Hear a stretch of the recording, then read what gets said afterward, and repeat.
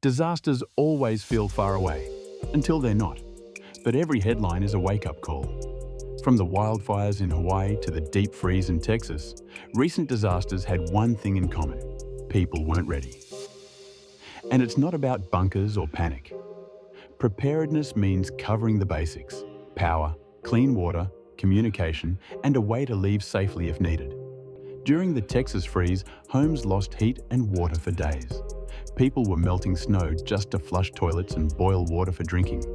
So ask yourself, if the power went out for 72 hours, could you stay warm, fed, and informed?